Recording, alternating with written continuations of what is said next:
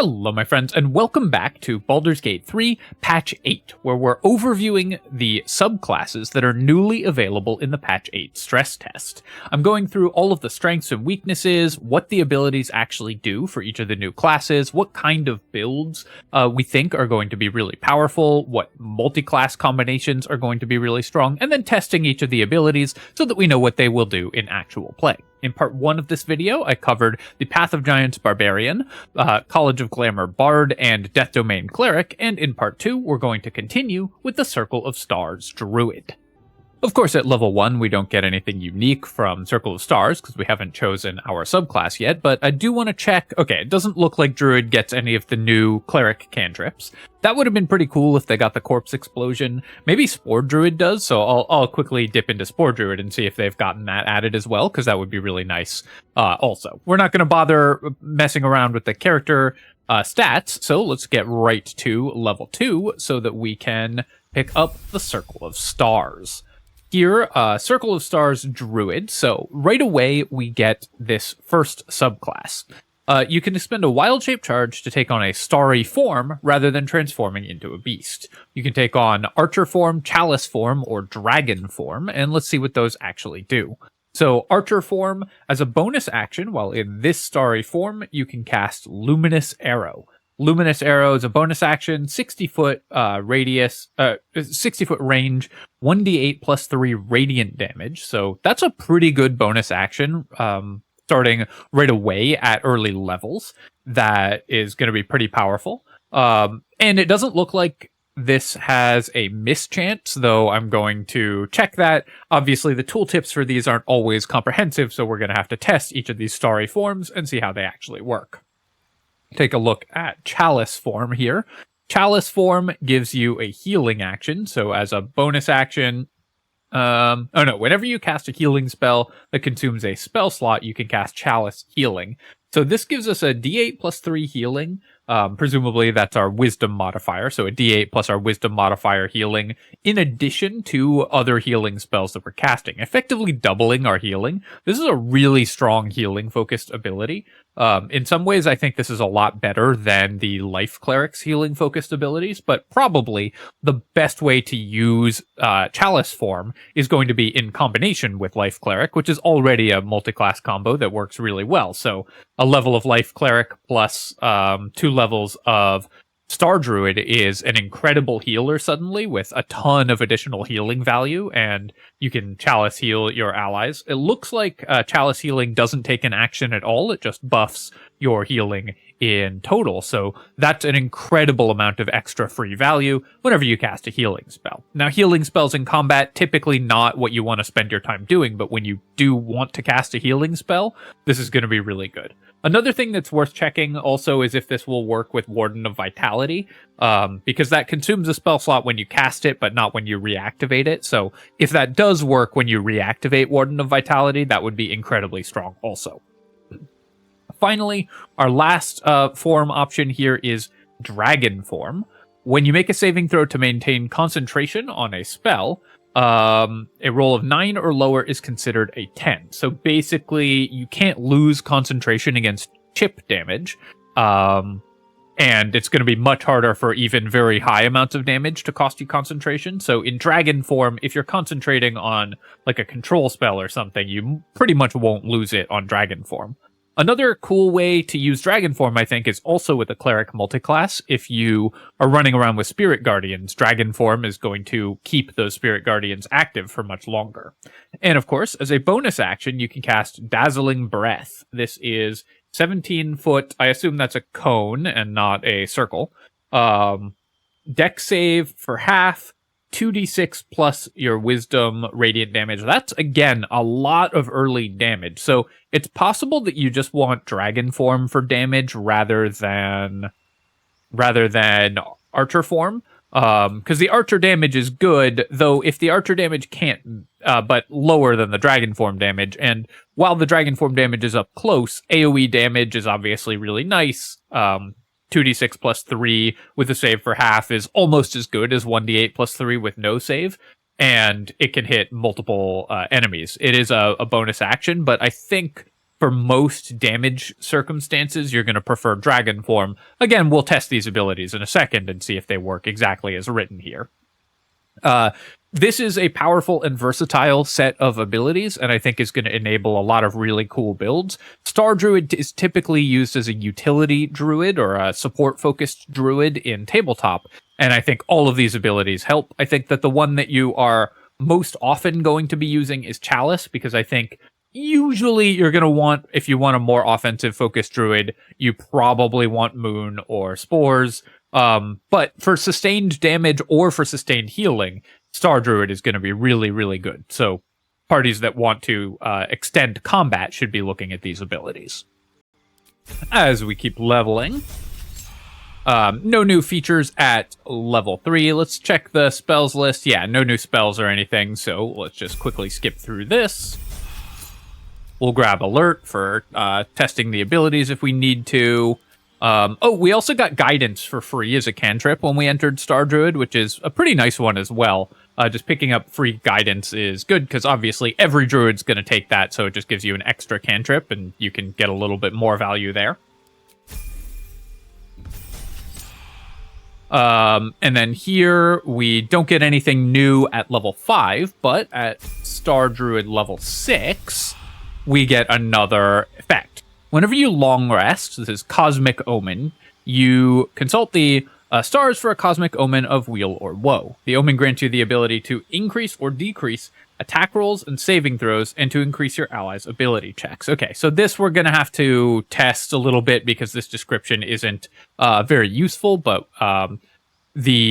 do we choose this or do we roll it randomly? It's not clear in this description, and it doesn't say by how much. Obviously, I wish these tooltips just gave you actual numbers. That would be so much more useful, but we'll test this ability in a second. This is a pretty powerful sounding ability, because increasing or decreasing attack rolls and saving throws is really, really nice, and increasing ability checks is good as well, just makes you more likely to succeed on stuff, especially with Guidance, so another support-focused ability. Yeah, keep leveling up here in Star Druid, just checking again to see if there's any new spells or anything like that. Doesn't look like it, so let's keep leveling up. And at level 8, of course, we're just going to grab whatever feat. We'll just increase our wisdom. I guess that will be worth it, because it'll tell us whether those earlier abilities were based on our wisdom modifier also. Here we've got level 5 spells. Again, nothing new, so we're just going to speed through this to level 10. And at level 10, we get a new subclass feature. The Archer's damage and the Chalice's healing are each increased by 1d8. So 2d8 plus your Wisdom mod in damage for the Archer as a bonus action every turn. At this point, that's not that impressive, but still a relevant amount of extra damage. And the extra healing, again, this character I think will benefit a lot from the extra healing, because if you are playing a Star Druid, you're probably intending to do a lot of healing. So I would recommend pairing this with a character that intends to take a lot of damage, like a Barbarian or something like that, that is going to soak a lot of hits. Maybe will also multiply the value of your healing by reducing incoming damage, so very good with a Barbarian or a Heavy Armor Master character, that kind of thing. And the Dragon gains the ability to hover, and to fly at a movement speed of 20 feet. Okay, so hovering in Baldur's Gate doesn't really exist. Flying in Baldur's Gate is actually hopping, not flying. So I'm interested to see how that has been implemented as well, whether you can in fact hover, because that would be really cool if they gave a character the ability to actually hover off the ground. Probably what they mean here is that you just ignore damaging terrain effects and not that you hover off the ground. But we're going to test that, of course. And we'll pick up another cantrip here and continue to level up. That should be the last of our subclass abilities. The improved numbers, of course, are valuable. The real difference and are probably what's going to come up most of the time. Of course, by level 10, 20-foot flying movement speed is not that exciting, because by that point, you really should have your mobility options well in hand by the time you're level 10. So either you've got flying from a party member, you're in a lithid power, so you've got a lithid power so you can use fly, or some other form of additional mobility like Misty Step items. So the 20 feet of flying speed I don't think is going to be that relevant, but improving the numbers of our abilities is always strong. No other unique subclass abilities, but I think that the Circle of Stars Druid, this is a more early game focused character, and that is one of the strengths of Druids, is that they are super, super strong in the very early game. So Star Druid continues to do that, and it then is going to provide a ton of support value for your party as you go. Druids are also extremely versatile, and Circle of the Stars Druid can fill multiple roles, whether you need AoE damage from Dragon, single target damage from Archer, or bonus healing from Chalice. It's got all of those abilities available, so it's going to be able to fit into pretty much any party, I think, very easily. And of course, don't forget that you can use your wild shape charges to wild shape. Very similar to Land Druid, you have these other abilities, or Spore Druid, you have these other abilities. But the wild shape forms are still very strong and very relevant. So if there's a fight where you would rather be a spider than an archer, or a fight where you need to get away quickly, so you need the mobility options that wild shape gives you, you still have those options. Just having the star abilities doesn't take the rest of the options away. So this will be a very versatile character with a lot of options in play for any given combat. All right, let's test out these abilities and see what they do when we actually cast them. Okay, so taking a look at the character's abilities. So firstly, we have these two resources, which it looks like I missed as we were leveling up. So it seems like once per long rest, we get 4 charges of each of these abilities. I'm guessing that the number of charges here is based on our proficiency bonus as we level up, because they're each 4. It's not our wisdom bonus, so it's our proficiency bonus. So we can cast Guiding Bolt. 4 extra casts of Guiding Bolt, not super, and these are separate charges, so casting one doesn't reduce the other. 4 extra casts of Guiding Bolt, not incredibly impressive, but not terrible either, especially at lower levels when we get access to this ability. It's a decent amount of extra longevity. Druids can suffer from the problem of just running out of spell slots, especially with this more caster-focused Druid character. So just having a few extra casts will be a small bonus. I think often you're going to ignore this, because by the time you are using it, Guiding Bolt is a less impressive spell, but it can still come up pretty frequently. Cosmic Omen, this gives us once per long rest, we get 4 reactions. So basically this is 4 times per day, Cutting Words or Bardic Inspiration, whether we have chosen Wheel or Woe. And I'll long rest in a second so that we can actually check those abilities. But let's also do our wild shape forms. So firstly, we've got Starry Form Archer. Let's see how this looks when we actually cast it. So in archery form, we can cast Luminous Arrow for 2d8 plus our wisdom. Bonus action once per turn. I mean, a bonus action, a high damage bonus action like this, just always available, is really strong, especially at range. Even in the very late game, the chip damage from this will add up pretty fast. It's also radiant damage, so it'll apply radiating orbs. So this could be a really good radiating orb character as well. So I expect this to be very relevant. You can cast a spell, including a cantrip. I mean, your default damage action on this character is something like Produce Flame for 3d8 damage plus 2d8 more damage. 2d8 plus 5 more damage from the Luminous Arrow, and that's a pretty good amount of damage with no resource expenditure at all. So your single target DPS on this character, or DP damage per round, is actually not bad, even if you aren't casting spells. And of course, Druid spells are very strong, so you get a lot of value from those as well. Next, let's go ahead and swap to Chalice form. And, oh yeah, so something else that is really interesting here is that it doesn't take extra wild shapes to swap between these forms. Does it take an action to swap, or can we just really swap every turn? So if I swap to Dragon here. Okay, so you can freely swap every turn. That's actually really strong. The ability to choose which of these abilities you're going to use at any given time is incredibly powerful. So the versatility here is actually off the charts. Whether you need single target damage, whether you need AoE damage, that's remarkably strong. We get the Dazzling Breath, so when enemies are close, we're going to swap Dragon form. When enemies are far away, we're going to swap Archer form. And if we're going to heal, we're going to swap Chalice form. So you actually just get the benefits of all three of these forms all the time. You don't have to choose at all. That's really, really strong. We get a little bit of flying speed, so let's check our move speed here. So 30 feet, so we can fly 20 feet, and it only uses 10 feet of our movement speed. So once per turn, we get a short little hop. Basically an extra jump without requiring an action. That's pretty good for our mobility. So again, in the late game, I was saying this was a weaker ability, but the fact that it doesn't take any sort of action, only costs 10 feet of our movement, that's a pretty nice little bonus to our character's mobility. And the bonus damage here is fairly strong.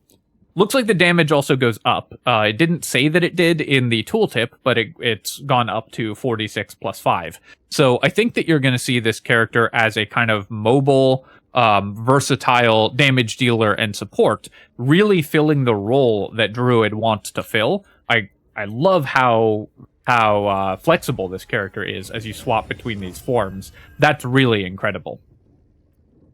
Let me also just quickly use a healing spell so that we can see how Chalice form works. So we heal our ally here, and then we get the activation of Chalice healing, and within 30 feet, we can heal ourselves or anyone else without spending an action. This only works once per turn, so if we are doing more healing spells in a turn with like a haste action or something, we can't cast this more than one time, but that's really, really good. I'm going to test if this works with the buff on heal gear as well, because a lot of these heals do, and that's going to be a really strong way to apply that to our party.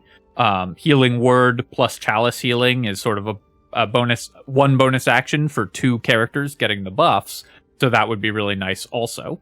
And let's also do a long rest and check out the Cosmic Omen abilities. So, I've long rested, or respect, until we have a Cosmic Omen of Woe. This is randomly chosen each long rest, and you can see it shows up in our in the reactions tab of our spellbook, if I can click to the right tab.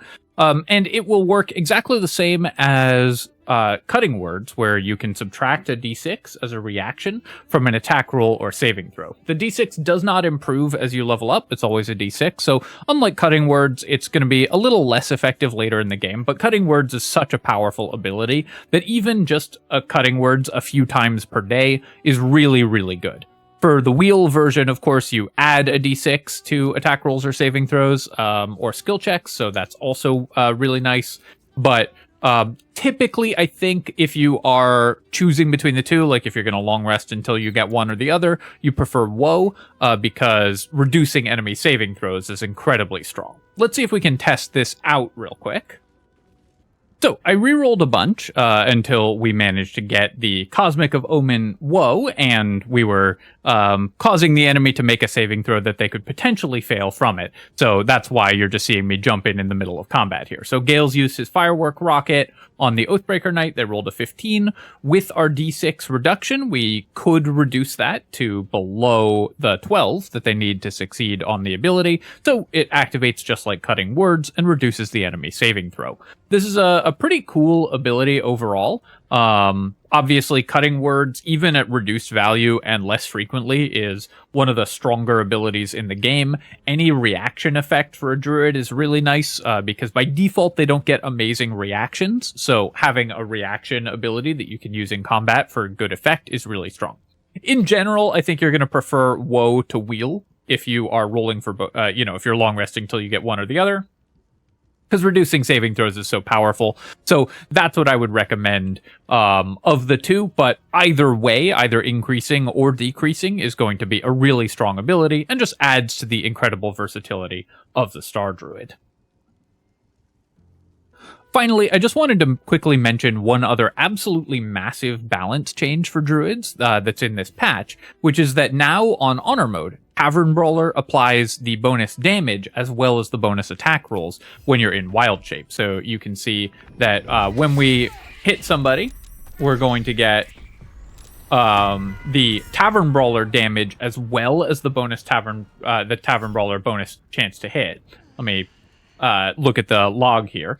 So you can see that we actually got the additional damage from Owlbear. This is going to change what wild shape forms you want to use, and it's going to change how much damage you do overall with Druids. Moon Druid was already an incredibly strong character and is now even stronger. Now, of course, the bonus to hit is the really big thing here. The bonus damage is a nice to have, but adding 5 damage to every single attack that your Moon Druid is going to do is going to vastly increase the damage output of that character and make them wildly stronger in patch 8. Next up, the Arcane Archer Fighter. Obviously, we don't get this until level 3, but of course you're going to want archery if you're playing an Arcane Archer, and you'll probably want to put your points into dexterity rather than strength in order to make the character do the thing that it's supposed to do, which is hit enemies with arrows. Go ahead and level up a little bit here. And at level 2, of course, we get Action Surge for more arrows. And at level 3, we can now take the Arcane Archer. So, Arcane Archer is going to be a damage-focused character in general. The additional damage that you get from arrows is going to be really significant. Of course, you get Guidance here, which is a pretty strong utility for a fighter. This means that you are less incentivized to... Or I guess it's less mandatory to have a cleric or druid in your party if your fighter can have guidance. So that's probably what we would grab here. Of course, you can take True Strike, again, to annoy people in the YouTube comments. Let's take a look at our potential arrows. There's looks like 8 different arrows that we can choose from, and we get 3 choices. It's not clear how many of these we get each day, but we'll take a look at that once we've finished leveling up. So let's look at each of these abilities in turn. Banishing Arrow, so this is a charisma save. I'm guessing this uses our intelligence for the save DC, but if this uses our maneuver DC the way that like Stunning Strike does, where it uses the higher of our strength or dexterity, then that would be really strong as well. So we'll test that also. The Banish here is going to be super strong. You'll probably want this all the time. Being able to just remove an enemy from the fight for 2 turns is incredibly strong. It's a charisma save, so I mean this is a difficulty class -1. That's funny. Because it's showing it shows the preview based on our charisma, not on the opponent's charisma, so they haven't fixed that bug yet, unfortunately. But just removing an enemy from the fight for 2 turns is really, really strong. Beguiling Arrow, extra 2d6 psychic damage, and they must succeed on a save or become charmed. On a miss, doesn't consume an arcane arrow. Okay, that's true for all of them. Must succeed on a save or become charmed. Not that exciting, but 2d6 damage, of course, is really good. 2d6 force damage. Typically, this is going to be better, and it's an AoE. So Bursting Arrow, I suspect we're going to take pretty highly. Enfeebling Arrow, 2d6 necrotic damage, and they must succeed on a save or become feeble. Enfeebling, Ray of Enfeeblement is a pretty bad spell when it costs a spell slot, but when it's doing damage like an arrow and is just on top of a normal attack roll, then this is going to be a pretty powerful ability as well. I don't know if it's as good as these others yet. Grasping Arrow will reduce enemy movement speed by 3.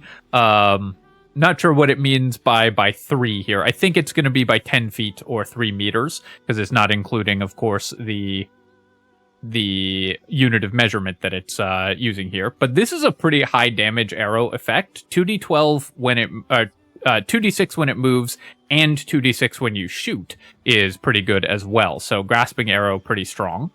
Seeking Arrow, an extra 1d6 damage, always hits, and possibly applies Fairy Fire with a dexterity saving throw. I guess a strength save for grasping, con save for enfeebling. Okay, yeah, so a lot of saving throws. But Bursting Arrow, no saving throw. So this is really reliable. Always hits is insanely strong. Anything that always hits is really good. And with an arrow attack, that's a ton of bonus damage that you get from an always hits effect. Shadow Arrow, saving throw, a wisdom save, or become blind. Wow, all of these arrows are incredibly strong. And piercing arrow, attack all those within a line, so it's another AoE, 33-foot AoE, and each of them has to make a dex save or take an extra d6 of piercing damage. Not that exciting. I think in general, you are better off with bursting arrow rather than piercing arrow for your AoE damage option. Of these, I think we're most likely to want banishing, seeking, and bursting. Though grasping is really good, shadow's really good. I think that the weakest is probably piercing, but and beguiling doesn't seem that exciting to me. It's just a much weaker effect, though if you're doing a psychic damage thing, it could be good, but shadow has got to just be better than beguiling. So I think you'll never take beguiling, because if you wanted it, you would just take shadow instead. Piercing seems weaker, but the other 6 are all excellent arrows that will make your character really powerful. Really cool abilities, tons of versatility right from the jump. Leveling up here, of course, we're going to grab Sharpshooter because we're an archery build. Extra attack, of course, really nice, but nothing unique for Arcane Archer at this level. Similarly, nothing unique for Arcane Archer at level 6, but we do get another feat. At level 7, we get all of your ranged attacks are considered magical to overcome resistance, and when you miss with any magical ranged attack, use a bonus action to attack the next closest target with the same attack. Okay, so this sort of gives you a reroll. It gives you kind of a pseudo advantage on your arcane archery shots. That's pretty cool. It does cost you a bonus action, and this character is probably going to want ways to just shoot with a bonus action, like either using two-hand crossbows or War Cleric or something like that. So this is a useful ability, but not incredible. I like it, though, just to give your character a little more consistency. We don't get any new arrow abilities, so the ones that we started with are the ones that we still have. But that's fine, because those are really strong abilities anyways. And at level 8, we continue to just level up. We're going to go ahead and increase our dexterity and speed through this a little bit. Indomitable, still the same. Fighter level 10, we get another arcane shot. So we just get more options for possible debuffing arrows, which is really good. Presumably, we also get extra uses of arcane arrow as we level up as well, making the character have more longevity. But we don't get access to any really new abilities, just more options with the abilities that we have. Luckily, those abilities are so strong that I don't think it'll matter at all, because we just get such a powerful set of tools right from the beginning. So this is a very front-loaded class with really strong abilities. I mean, the Banishing Arrow, that's a 5th level spell, or a 4th level spell that you can get from level 3 attached to an arrow. That's incredible. And it's sort of like Banishing Smite, which you need to take at Bard level 10 with magical secrets in order to get Banishing Smite, but this character just gets it from level 3. So super, super strong ability to have earlier in the game. No other subclass abilities, but Arcane Archer seems like it fulfills the promise of being a magical archer incredibly well. Like any other fighter build, it is going to just do incredibly solid, reliable damage. Archery fighters are some of the easiest and most powerful classes that you can build out there. Level 12, you might take a feat, you might take a level of War Cleric to get an extra shot, depending on what you're doing. But mostly, I think with Arcane Archer, you're going to be pretty incentivized to just go straight through and either take only 3 levels for the special arrow effects on another archery build, like with Gloomstalker plus Assassin or something like that, or go all the way through to get to your 3rd attack and all the feats that you can get with this character in order to just make the character as consistent and easy to use as possible. Super strong class, I think. Those abilities are, I mean, Fighter's base chassis is so good that just adding some utility and powerful abilities to it makes it really good. So, looking at our Arcane Archer abilities, so firstly, you start with 4 uses of this per short rest. which is enough for a bunch of combats, and it goes up by 1 use per short rest at level 7 and at level 10. So you start with 4 at level 3, then at level 7 and 10 you get 1 more, up to 6 total, which is a decent number of uses. It's not going to let you spam these abilities, but I mean, this is 18 banishments every day, so that's pretty ridiculous by itself. You also, let's take a look at the AoEs and stuff. So we've got Banishing Arrow, of course, is a single target effect. Bursting Arrow. Oh, whoa, that's a big area. It's a, I guess it's only got 50-foot range because we're using hand crossbows right now. It is a, but it's a big area burst. It says within 10 feet, but that's much longer than 10 feet, I think. Yeah, that's definitely a longer than 10 foot radius that it has. Yeah, that's a 17-foot radius or so.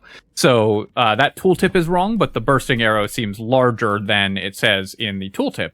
That's even more area of effect damage. The grasping arrow, of course, and the shadow arrow are both single target. I should take the piercing arrow and we'll look at that, the AoE of that as well and make sure that's correct. Just checking here, it looks like we cannot use it as a bonus action. So you can't Arcane Arrow with an offhand attack, and we also can't use it with the special arrows. So you won't be able to combine this with the special arrows, including the multi-target arrow. So you won't be able to multi-target a bunch of things with your arcane shots. Presumably that also means it can't be combined with like the Swords Bard abilities to multi-target as well, which is probably good for balance reasons. I think, again, the main use here is just you're going to be a powerful archery build that can banish the most dangerous enemy at the start of a fight for 2 turns, basically every fight. I'm just going to quick save here, and then I'm going to check the banishment effect, or I'm going to check the save DCs. So let's see if we hit. So they passed the save DC, and the save was succeeded on a saving throw. Save DC was 12, which means it's not using my maneuver DC. It's not using my strength or dexterity. The save DC of 12 is going to be based on... Actually don't know why it would be 12. Is it always 12? I'm going to respec and we'll see what it's actually drawing the DCs from. Okay, so I've respecced the character to increase our intelligence, and we're going to see if that changes the save DCs here. So let's just go ahead and fire. Oh, also look at the wide AoE on the piercing arrow is not terrible. This is a little wider than I thought it would be. But I think in general, bursting arrow, especially because the AoE is so large, is going to be better. Let's go ahead and just use a banishing arrow on this guy. And the save DC on that was 13. So yeah, so it's the save DC is going to be 8 plus our proficiency plus our intelligence bonus. So that's why it was 12 before when we were max level and had 10 intelligence, and now with 16 intelligence, but we're only level 3, the save DC is 13. So you're definitely going to want to boost your intelligence for this character and probably find save DC gear. I will test and make sure that that actually works as well. And we will see how we're going to need to gear the character in order to make them as strong as possible. Okay, so just going to quickly test here. Our save DC with 12, we put on a +1 save DC piece of equipment. So let's see. Oh, we missed. I'm going to go ahead and do that again. It didn't consume an arrow. And then let's check the save DC here. Succeeded on a saving throw of DC 13. Okay, so save DC gear is going to be pretty important for this character. You can also probably use Arcane Acuity very effectively by stacking it with normal attacks before launching a Banishing Strike, because you inherently will get lots of Arcane Acuity. So I expect this character will use Arcane Acuity kind of the way the devs intended it to on an off-caster, a character that both attacks and cast spells, rather than for like giant AoE hypnotic patterns or whatever. And that's kind of cool too, that Arcane Acuity is going to see some use outside of just locking down entire encounters with unresistible control spells. Still going to be super powerful with banishment and stuff, of course, but kind of cool to see that have a use. All right, that's the Arcane Archer. I think this character is awesome and is going to be really strong, going to go in a lot of archery builds, and the special arrows are incredibly strong. Let's move on to the next character. Next up, the Drunken Master Monk. This is honestly the one that I think I personally am most excited for of the new subclasses. I would love to see a monk build that had a little more strategy and played more as a striker, where you're sort of mobile and in and out of the fight. Rather than the normal way that Baldur's Gate monks play out, where you just use raw stats and sheer number of attacks to overwhelm the enemy. So I'm excited to see what they've done with Drunken Master Monk to make the character a little more interesting than Baldur's Gate monks often are, where you just take Tavern Brawler open hand and just punch things with elixirs. Obviously, that's still going to be the strongest way to play monk. I don't think there's any chance that Drunken Master Monk competes with open hand from a power level standpoint. Because open hand is just busted in Baldur's Gate. But the addition of a new variety of playstyle for monk would be really cool. Let's take a look. So obviously at level 1, we don't get anything in particular. At level 2, we get all of our monk abilities, but haven't yet taken our monk subclass, so we're just going to speed through that real quick. But at monk level 3, we get to choose the Way of the Drunken Master. So Way of the Drunken Master Monk gives us Cheeky Tipple. You are immune to the negative effects of being drunk, which in Baldur's Gate, drunk gives you disadvantage on dexterity and charisma checks. That's skill checks, not dexterity, not saving throws or anything. So this is mostly for flavor. Being drunk mostly is not a real downside in combat, because you are rarely making that many skill checks in combat. And so the immunity to that doesn't matter. Once per day, when you drink alcohol, you regain half your key points rounded down. I'm curious about if this is optional or if it happens just the first time you drink alcohol in any given day. Like, do you have to make sure you don't drink until you've used half of your key points? Because that would be some kind of annoying micromanagement. So hopefully the game just gives you a prompt where you can use it or not when you drink alcohol. Because for one thing, it would be kind of weird if the Drunken Master Monk had to avoid drinking for most of the day. You should be just pounding that back all day, because obviously it's in flavor for the Drunken Master Monk. This is a good sustainability. Restoring your key points is really useful. Of course, Open Hand Monk has that already. So there are different ways to do that, but still a nice boost to your longevity. You also get Proficiency in Performance. That's another pure flavor skill. So it doesn't make a huge difference, but then you get the main combat ability, Drunken Technique. So this is your Flurry of Blows. It's a bonus action that costs a key point for 2 additional attacks. So the same as Flurry of Blows, special Flurry of Blows, the same as the special Open Hand Monk Flurries. And in this case, it gives you extra movement speed and disengage. So you can hit the enemy and then run away from them. Now, this is pretty cool for monks, because unless you're just overwhelming enemies with wildly too high amounts of damage for the game balance, the way that monks should play is running into combat, striking enemies, and then using their superior mobility to prevent enemies from fighting back. So this is more up the sort of normal design avenue that monks occupy without the way that Tavern Brawler and Strength Elixirs work in Baldur's Gate 3. So I think this is pretty cool. It's not incredibly powerful, but additional mobility is always good.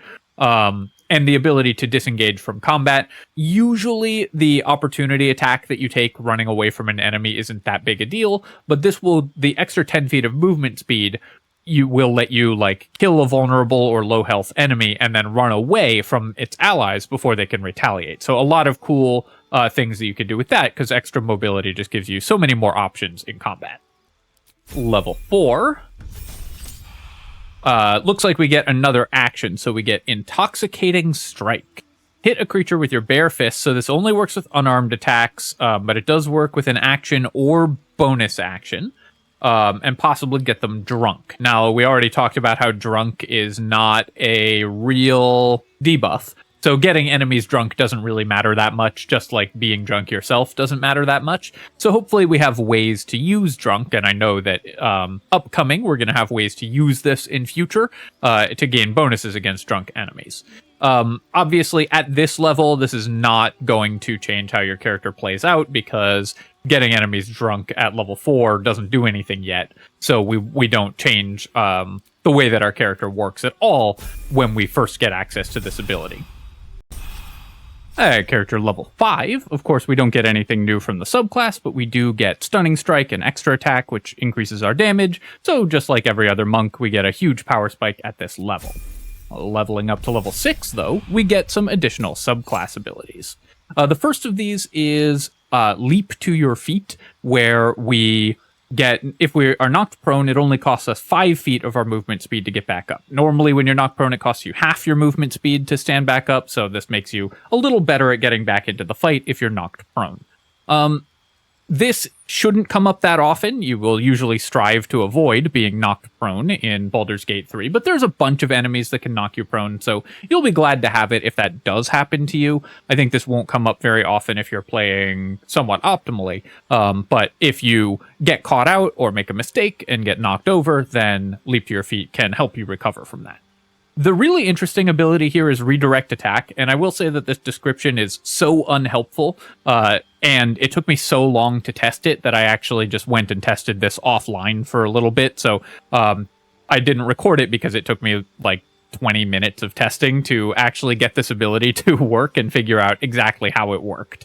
But here's how it works. So when a creature misses you with a melee attack, you can spend 1 key point as a reaction to make them attack a new target if possible.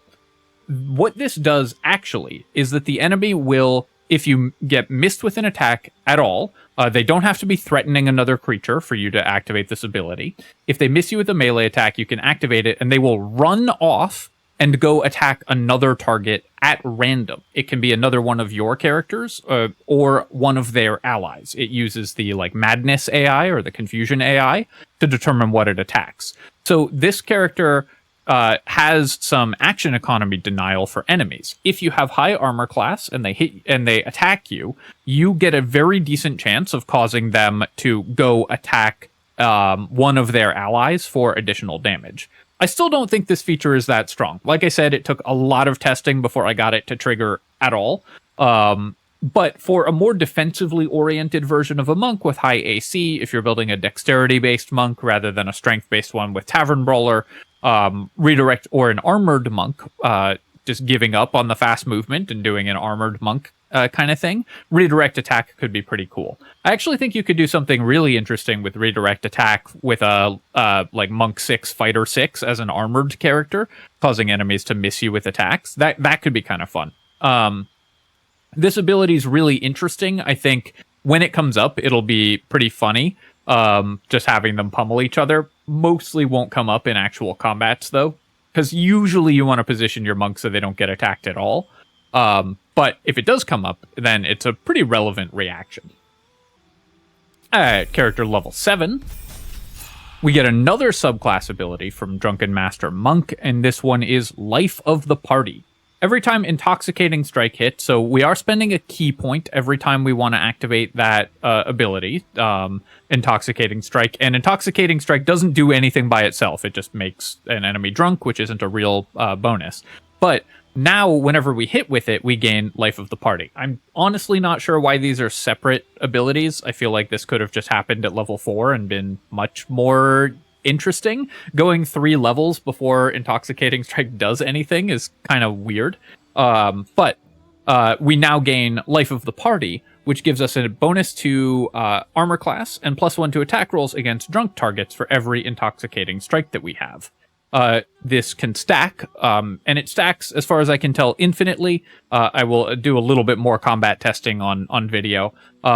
But you can get quite high armor class and quite high attack bonuses. However, the condition ends if the monk is attacked, meaning that if your character just gets attacked at all, you lose the Life of the Party buff. You can reduce the chances of this by having really high armor class, which also works with redirect attack. And since you're stacking more armor class, it'll make it harder for enemies to attack you. You can also reduce it by running away using the Drunken Master's mobility. But the chances of getting a lot of stacks of this are pretty low, I think. And they also mean you're spending key points on not Stunning Strikes or not Flurry of Blows, which is pretty painful. So I don't think that Life of the Party is going to be that exciting. It will usually be like a +1 bonus to attack rolls in a combat, which isn't a terrible ability, but isn't something that I'm thrilled by in general when it costs me a pretty important resource to activate. So I have to say that Drunken Master's abilities up to this point are pretty underwhelming from a power level standpoint. Level 8, we don't get, or nope, that's level 7. Let me actually confirm that. Level 8, we don't get anything particularly new from this level, so let's just go ahead and boost our dexterity so we can check at level 9, where we get another Drunken Master subclass ability. This class does have a lot of subclass abilities.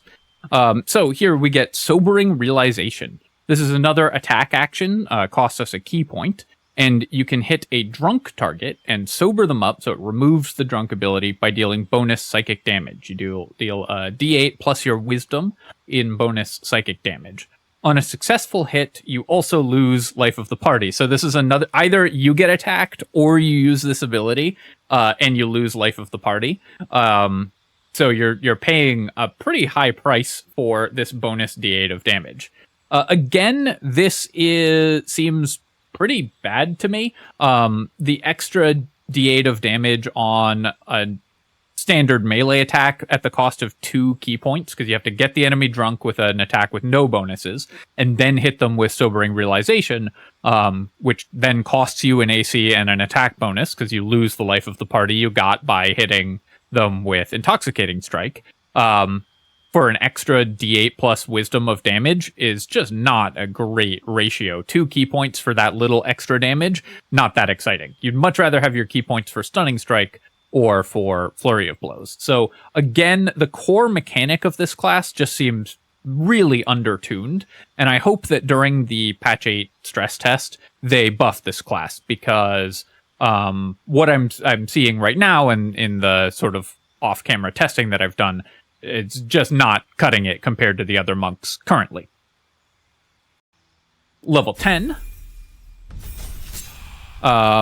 We don't get anything from Drunken Master Monk, but at level 11, we get another subclass feature, and this one's actually pretty cool. It requires getting to a pretty high level to get it, but it is pretty nice. When you make an ability check, attack roll, or saving throw, and have disadvantage on the roll, you can spend 2 key points to negate the disadvantage for that roll. This is pretty awesome because it lets you remove disadvantage, which is a very dangerous effect, especially on things like saving throws. So if an enemy has inflicted disadvantage on you in some way, or if you have disadvantage on an attack roll due to being blinded or whatever, you can remove it with Drunkard's Luck. This makes your character a lot more consistent. Now, this is very expensive, so you want to save it for important rolls or important saving throws and stuff like that. But this is a pretty nice ability. I wish it showed up earlier in the class levels. Overall, and then, of course, at level 12, we don't get anything from our subclass. So the Drunken Master overall, honestly, my opinion is that I think it needs a retune. I would maybe move Life of the Party to level 3 when you get or level 4 when you get Intoxicating Strike, rather than making you wait 3 levels for Intoxicating Strike to actually do anything.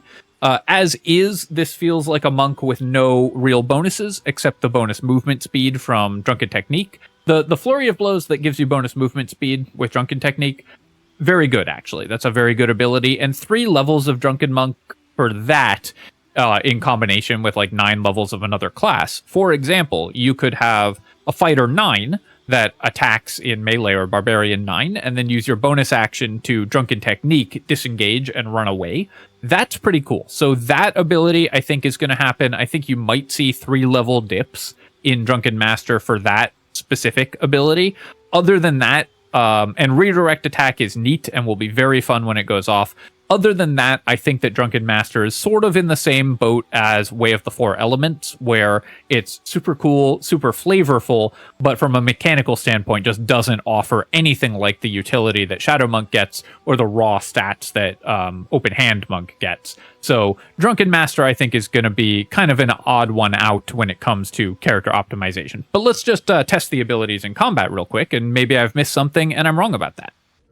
Okay, so we're going to activate our Intoxicating Strike here. We'll just go ahead and punch Karlach.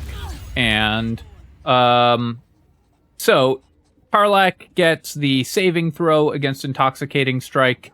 It's DC 14, so it actually is using our Wisdom and not Maneuver DC. So unlike Stunning Strike, it's using our Wisdom as save DC. Very similar to 4 Elements Monk, where they changed some things to use our Strength or Dex, like Stunning Strike. And the Open Hand Monk's abilities use Strength or Dex, but the Intoxicating Strike is using Wisdom, so that makes it even worse, honestly. And then we also get Life of the Party for an additional armor class and attack rolls. Now, okay, so I didn't check this outside of combat. Hang on. So this... It can be stacked when we're outside of combat. Well, that's probably a bug, but I guess that's one interesting thing that you can do with this character is stack Intoxicating Strike for Life of the Party stacks before you enter combat. So we could enter combat with like +5 AC and +5 damage, or +5 to attack rolls. So I guess if you really need to land an attack against an enemy in the first round of combat, stacking a bunch of Life of the Party stacks before combat starts is kind of an interesting way to do that. I assume that bug will get fixed, but if not, then that gives you you can spend a lot of key points to stack your AC really, really high. I guess that would be a way to break the barrier on our maximum possible AC build. So Drunken Master Monk will give us like +20 AC or whatever, just by stacking Life of the Party infinitely high. But other than that, Intoxicating Strike, obviously not very good. The Drunken Technique, we can use a bonus action, and that will give us the additional movement speed and can move without provoking an opportunity attack, so we get extra move speed there. We only have 40 feet because we're wearing armor, so we don't have Monk's normal fast movement. And we also get Sobering Realization, which we can't use... Oh, because Karlach's not drunk. But we could use for a little bit of additional damage. It will cost us our Life of the Party stacks. Nothing that I'm seeing here other than the possible abuse of stacking Life of the Party to super high values before combat starts makes me that excited for Drunken Master Monk, which is honestly very disappointing to me. So I will definitely be working on builds with this character because it's kind of cool, but I think that in general for a mobile character, you're still better off with Shadow Monk, and for raw power, you're still better off with Open Hand Monk. Drunken Master Monk just seems like a lot of work for very small bonuses. Alright, my friends, I hope that you've enjoyed this look at the Circle of Stars Druid, Arcane Archer Fighter, and Drunken Master Monk. The Drunken Master Monk, I think, needs a little bit more time in the oven, but the other two seem super strong and super interesting. So very excited to see what we can do with those builds. And I bet we can do some really cool stuff with Drunken Master once we've had a little bit more time to actually figure out how the abilities work in combination with other character classes and everything as well.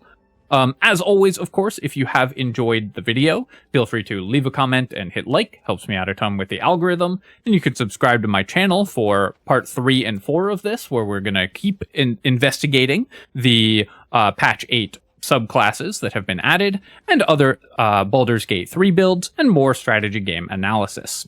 Cheers, folks. I'll catch you next time.